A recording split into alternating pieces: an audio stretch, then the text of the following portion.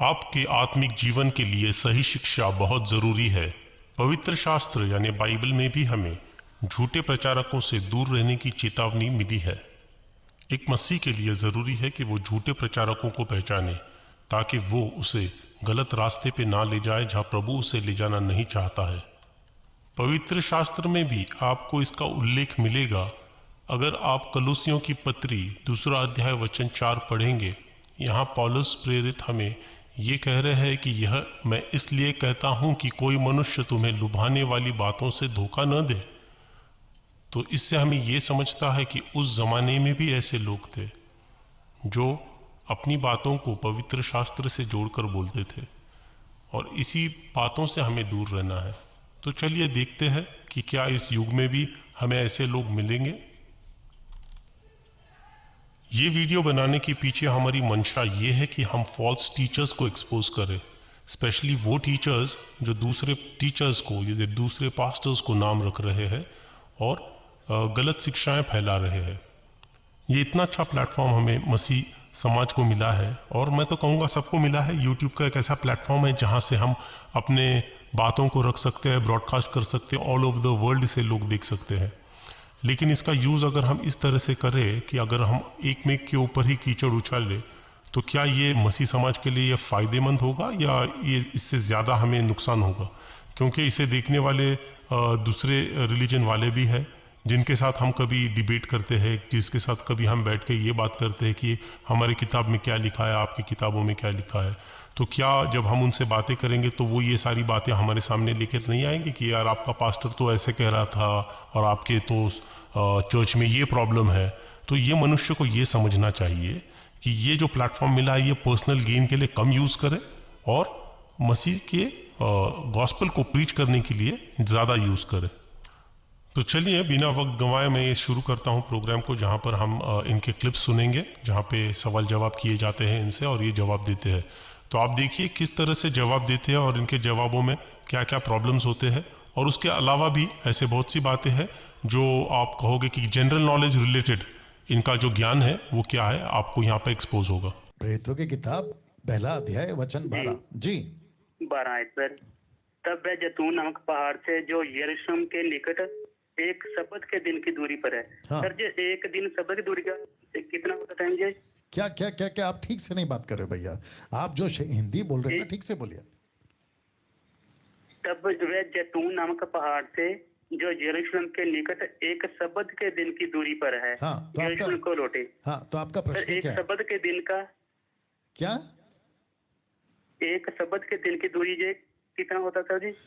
आप जो लैंग्वेज पढ़ रहे हो ना भैया, वो हिंदी है या पंजाबी है, लेकिन जो ओरिजिनल लिखा जा रहा था ना, तो उसका कहना अलग होगा या इंटरप्रेट अलग होगा। अब देखिए यहाँ पर क्या लिखा है कि तब वे जैतून नाम पहाड़ से जो यरूशलेम के निकट एक शब्द के दिन की दूरी पर, तो इसका मतलब क्या है? 24 घंटा बोल सकते हैं उसको। एक शब्द के दिन की दूरी मतलब एक दिन की दूरी, तो उन्होंने शब्द यूज किया है। शब्द मतलब यहूदी के हिसाब से सैटरडे, तो एक सैटरडे बोलते हैं, तो इसका मतलब क्या? एक दिन में कितने घंटे होते हैं? 24। ये वैसा है ना सर? या ओके ओके सर, शुक्रिया। Okay, next call.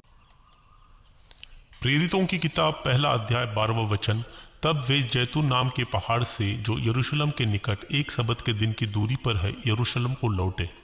तो यहाँ एक भाई का प्रश्न ये है कि ये एक शब्द के दिन की दूरी, इसका मतलब क्या है? इसे समझने के लिए हमें शब्द के दिन को समझना ज़रूरी है। यहूदी शास्त्रों के अनुसार हफ्ते के 7वें दिन को शब्द का दिन कहा जाता है। मूसा की किताब में मूसा को दिए हुए आदेशों के अनुसार इस दिन पर कोई काम नहीं किया जाता है। इस दिन पर आराम करने का आदेश है, इसलिए आप कितना ट्रैवल करते हो, आप कितना यात्रा करते हो इस दिन पे, उसको लेकर भी कुछ नियम है।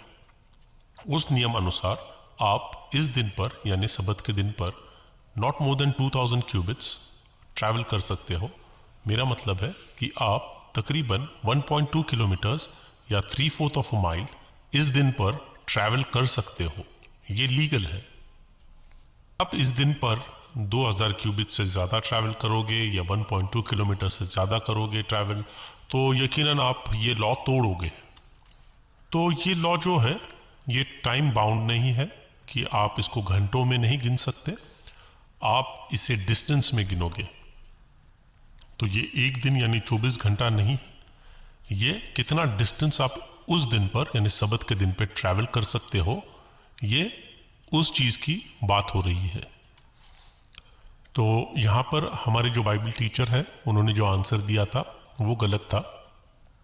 तो उनसे मैं एक ही बात कहना चाहूँगा, और सीख नहीं रहे हैं, खुद सिखा रहे हैं दूसरों को, समझ नहीं रहे खुद और समझा रहे हैं दूसरों को। लास्ट क्वेश्चन पाची, दूसरा ग्रंथियों 12:2 से है पास्टर जी। जी जी जी जी 12:2। यहाँ पर पास्टर जी संत पौलुस एक ऐसे मनुष्य को जानता है 14 वर्ष से, जी जो पास्टर जी तीसरे स्वर्ग तक उठा लिया गया है। जी तो पास्टर जी इसमें क्वेश्चन दो होते हैं कि ये मनुष्य कौन है पास्टर जी, और क्या स्वर्ग 3 है पास्टर जी, क्योंकि लिखा है तीसरे स्वर्ग तक उठा लिया गया है वो मनुष्य। Yes yes yes yes okay, मैं जवाब दे दूं या आपका फिनिश हुआ तो? जी मैं जवाब दे दूं सर। जी ओके नाउ इनका दूसरा प्रश्न यह है, दूसरा कुरिन्थियों 12:2। दूसरा प्रश्न, दूसरा कुरिन्थियों 12:2। मैं मसीह में एक मनुष्य को जानता हूं 14 वर्ष हुए कि ना जाने देह सहित ना जाने देह रहित परमेश्वर जानता है, ऐसा मनुष्य तीसरे स्वर्ग पर उठा लेगा। मैं भी ढूंढ रहा हूं इस आदमी को हम भी ढूंढ रहे हैं इस आदमी को, ये नहीं मिलेगा सर अभी। अगर आप ये पूछ रहे हो कि ये कौन है, तो जब पौलुस ने नहीं लिखा और वो ये भी कहता है कि ना जाने देह सहित ना जाने देह रहित, इसका मतलब है कि ये आदमी उस वक्त जब ये लिख रहा था उस वक्त में ये मर गया है या जिंदा भी है। शब्द पे ध्यान दीजिए, एक मनुष्य को जानता हूं। कौन? पौलुस। 14 वर्ष हुए, मतलब ये घटना को कम से कम 14 साल हो गए। तो मुझे नहीं पता कि जब मैंने ये दर्शन उसके बारे में देखा तो मुझे नहीं पता कि वो शरीर के साथ गया या बिना शरीर के गया, दूसरे शब्दों में जिंदा गया या मरने के बाद गया।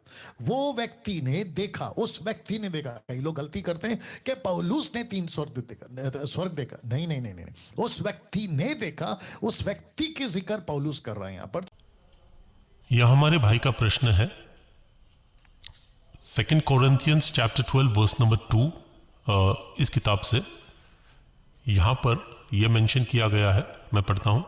मैं मसीह में एक मनुष्य को जानता हूँ 14 वर्ष हुए कि न जाने देह सहित न जाने देह रहित परमेश्वर जानता है, ऐसा मनुष्य तीसरे स्वर्ग तक उठा लिया गया।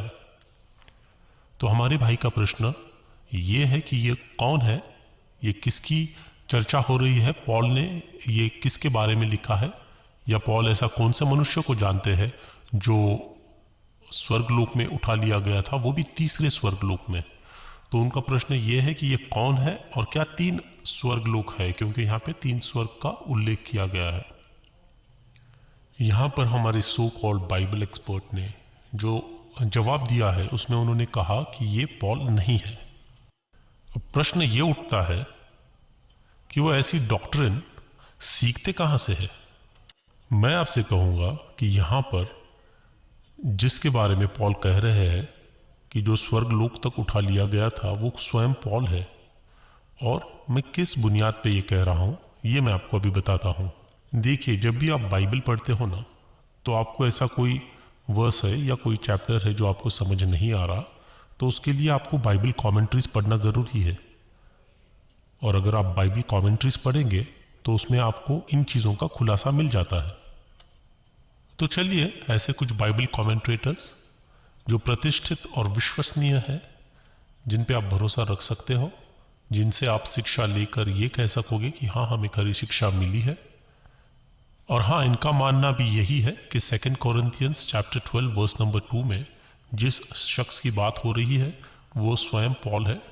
ऐसे कुछ बाइबल कमेंटेटर्स के बारे में हम जानते हैं। जॉन कैल्विन, इनके अनुसार भी वो पॉल ही है 2 कोरिन्थियंस चैप्टर 12 वर्स नंबर 2 में।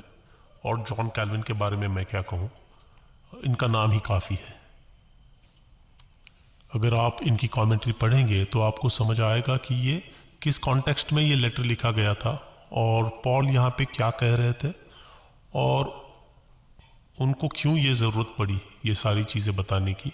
इसके बारे में सारा ज्ञान आपको इनके कमेंट्रीज में मिल जाएगा। दूसरे शख्स है मैथ्यू हेनरी साहब। ये भी काफ़ी फेमस इनका कमेंट्री है, इनके कमेंट्री भी आप पढ़ सकते हो।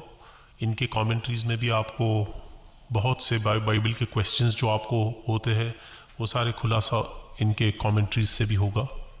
और इनका भी मानना है कि वो पॉल ही है जो 2 कोरिंथियंस चैप्टर 12 वर्स नंबर 2 में मेंशन किए गए हैं। फिर आते हैं हमारे साइरस इनगर्सन स्कोफील्ड साहब और फ्रैंक बिनफर्ड होल साहब। इनके हिसाब से भी वो पॉल स्वयं है जो स्वर्गलोक में उठा लिए गए थे। और मॉडर्न कमेंट्रेटर्स के बारे में कहूँ तो बॉब अटली साहब है, जिनकी किताब आप पढ़ सकते हो, कमेंट्रीज पढ़ सकते हो बाइबल के रिगार्डिंग। और हाँ, इनका भी यही मानना है कि वो स्वयं पॉल है जो स्वर्गलोक में उठा लिए गए थे। एक छोटा सा एग्जाम्पल मैं मैथ्यू हेनरी बाइबल कमेंट्री से रख रहा हूँ, जहाँ पर क्लियरली मेंशन किया गया है कि पॉल अपोस्टल अपने बारे में बात कर रहे हैं। और माफ़ी चाहता हूँ, ये इंग्लिश में ही है और ये कमेंट्रीज आपको, जहाँ तक मेरा ख्याल है, मैंने तो हिंदी में देखा नहीं होंगे तो बहुत ही अच्छा है, लेकिन मैंने कभी ढूंढा नहीं तो मुझे कभी हिंदी में ये नहीं मिला है। अगर इसका अनुवाद होगा तो काफ़ी अच्छा होगा आपके लिए पढ़ने के लिए जो हिंदी भाषा जानते हैं। लेकिन इसका मतलब ये नहीं है कि अगर आपको ये कमेंट्रीज हिंदी में नहीं मिली तो आप ये कभी नहीं जान पाएंगे। तो इसीलिए आपने ऐसे लोगों के पास सीखना है, ऐसे पास्टरों के पास ही रहना है, जाना है जिनको कुछ नॉलेज है, जो सिर्फ दूसरों के ऊपर उंगली नहीं उठा रहे हैं बल्कि अपने टाइम का सही उपयोग करते हैं, कुछ पढ़ते हैं खुद और फिर जाके लोगों को समझाते हैं। जो खुद नहीं जानते वो दूसरों को क्या समझाएंगे, जो खुद नहीं सीखते वो दूसरों को क्या सिखाएंगे। तो इसीलिए मैं आपसे यही उम्मीद रखूँगा कि अगर आप ऐसे विषयों के बारे में आपको कुछ प्रश्न होगा तो आप सही पास्टरों के पास जाएंगे और सही लोगों के पास ही आप अपने प्रश्न पूछ के उसका जवाब लेंगे। आप जिस भी चर्च से जुड़े होंगे वहाँ के पास्टर होंगे, मुझे यकीन है 99.9% पास्टर्स अच्छे हैं, जिनको ज्ञान है, जो सही शिक्षा दे रहे हैं। होगा, ये नहीं कहूँगा कि मैं सारे के सारे अच्छे ही हैं, होता है ना, कोई गलत भी निकलता है। लेकिन अगर आप जानते हो कोई गलत है तो फिर आप आपके ही एरिया में, आपके ही यहाँ पे किसी और को ढूंढ सकते हो जो आपको सही शिक्षा देगा। आपने ऐसी बातों पर भी ध्यान देना चाहिए कि जो आपको सिखाने की कोशिश कर रहा है, आप को बता रहा है कि आपका पास्टर सही नहीं है, गलत है, क्या उसको कुछ ज्ञान है इन विषयों के बारे में, उसको कुछ पता है? वो अगर ऐसी गलत बातें कर रहा है, डॉक्टरिन ही जिसका सही नहीं है, जिसका बेसिक फाउंडेशन ही सही नहीं है, क्या वो घर खड़े रह पाएगा? ना वो खुद सीखेगा ना आपको सिखाएगा, वो तो खुद गड्ढे में गिरेगा, आपको भी ले गिरेगा। तो बजाय इसके कि आपके पास्टर पे उंगली उठाओ, आप देखो कि आपके पास्टर के पास आप क्या सीख सकते हो।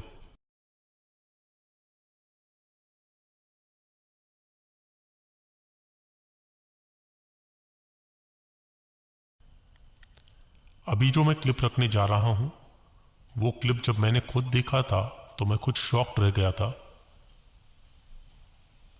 ऐसा कैसे कोई व्यक्ति किसी के बारे में ऐसी बात कर सकता है?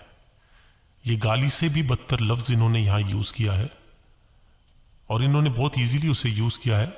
इसका मतलब है कि इनके रोज़मर्रा की ज़िंदगी में ये ऐसे ही रहते हैं। रेसिस्ट कहते हैं, ये एक रेसिस्ट कमेंट है इनके तरफ से और ये लफ्ज़ यूज़ नहीं किया जाता है। उसके बावजूद एक पास्टर होते हुए अपने आप को एक पास्टर कहलाते हैं ये, और उन्होंने ये लफ्ज़ यूज़ किया है, वो भी एक ऐसे शख्स के बारे में जो एक प्रीचर है, जिन्होंने अपनी ज़िंदगी भर प्रभु की सेवा की है। उनके बारे में वो ऐसी लफ्ज़ों का इस्तेमाल कर रहे हैं। तो इनका बेसिक निजी जीवन कैसा होगा और उनकी ज़बान कैसी होगी और इनके बेसिक एथिक्स और प्रिंसिपल कैसे होंगे, ये यहाँ पे क्लियरली मालूम पड़ता है। शर्म आनी चाहिए उन्हें, शर्म आनी चाहिए उन सब लोगों को जो उन्हें फॉलो करते हैं, और शर्म आनी चाहिए अगर उन्होंने यहाँ माफ़ी नहीं मांगी तो ये उनके खिलाफ में एक ऐसा प्रूफ है कि उनकी बेसिक एथिक्स और प्रिंसिपल्स क्या है। और उसने ये किया है कुछ 200 साल से, जब से अजूजा स्ट्रीट लॉस एंजलिस, क्या बोलते हैं उसका, एक निग्रो प्रीचर था जो लॉस एंजलिस में था, उसका नाम मेरे दिमाग में नहीं आ रहा, वहां से शुरू हुआ है। अभी जो आप क्लिप देखने जा रहे हो उसमें आपको मालूम पड़ेगा उसे देखने के बाद कि इनका जनरल नॉलेज कैसा है और ऐसा नॉलेज लेकर कोई कैसे प्रीचिंग कर सकता है और कोई कैसे किसी को कुछ सिखा सकता है। अब मैं आपको याद दिलाता हूं, आपको पता है 2012 से या उसके आसपास से, जब सोनिया गांधी जी देश की प्रधानमंत्री थी, जब सोनिया गांधी जी देश की प्रधानमंत्री थी, जब सोनिया गांधी जी देश की प्रधानमंत्री थी, जब सोनिया गांधी जी देश की प्रधानमंत्री थी, जब सोनिया गांधी जी देश की प्रधानमंत्री थी, इसको मैंने नाम दिया है 10 सिटीज ऑफ यूरोप, जो कि बाद में जो बताया डैनियल ने, अर्थ बताया द डिवाइडेड रोम। मतलब ये रोम के ही लोग हैं, रोम इनका हेड है, लेकिन ये 10 सिटी को यूरोप कहते आज भी, और इनके सबके नाम में रख सकता था, लेकिन मैंने नहीं रखा। आप गूगल पे सर्च मारिए, यूरोप के 10 सिटीज सर्च मारिए, आपको नाम मिल जाएगा, जो पहले नाम क्या था और अभी मॉडर्न में इन्होंने नाम क्या क्या रखा है, ये आपको पता चल जाएगा। ठीक है ना, मैंने जानबूझ के नहीं रखा। भाई साहब, आपने you have to follow an academic discipline. आप जब कुछ नॉलेज ले रहे हो, specially with regards to history, it is important कि आप ग्रे लिटरेचर से वो नॉलेज ना ले। और ग्रे लिटरेचर से मेरा मतलब है वो लिटरेचर जो इंटरनेट पे आपको विकिपीडिया पे मिल जाएगा, वहाँ पे कोई भी इंफॉर्मेशन वहाँ पे एंटर कर सकता है ना। इसीलिए ऐसा नॉलेज गैदर कीजिए जो एक एकेडमिक लेवल पे हो, जो यूनिवर्सिटीज़ एंड कॉलेज में सिखाया जाता हो। ठीक है, क्योंकि आप यहाँ पे क्लियरली जो बोल रहे हो हिस्टोरिकली वो वैसा कुछ भी नहीं है। रोम जो है वो 2 किंगडम्स में बट गया था, western and eastern Rome. Eastern Rome को बाइजेंटियन एम्पायर के नाम से भी जाना जाता था और वो 1453 AD तक चला। उस पर टर्किश एम्पायर यानी ऑटोमन एम्पायर ने कब्जा किया था। On the other hand western Rome इतना लकी नहीं था, इसीलिए वो 5th सेंचुरी में ही ऑलमोस्ट डिसमेंटल हो गया था, क्योंकि जर्मनी से जर्मेनियन ट्राइब 10 जर्मेनियन ट्राइब्स ने, जिनका उल्लेख मैंने यहाँ पे किया है, उन्होंने धीरे धीरे करके इस किंगडम को ख़त्म कर दिया था। तो यहाँ पर अगर आप देखेंगे ये 10 किंगडम्स, ये 10 ट्राइब्स है जिन्होंने वेस्टर्न रोम पे कब्जा किया था। ये कोई सिटीज़ नहीं है और कोई 10 सिटीज़ से यूरोप नहीं पहचाना जाता है।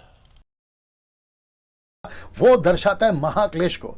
तो महाक्लेश के पहले, जिसको कहते हैं प्री रैप्चर, फिर आता है मिड रैप्चर, फिर आता है पोस्ट रैप्चर, और चौथा थ्योरी को तो हम मानते नहीं, जिसको कहते हैं नो रैप्चर। मैं चलूंगा प्री रैप्चर के साथ। Sir, I'd like to correct you here।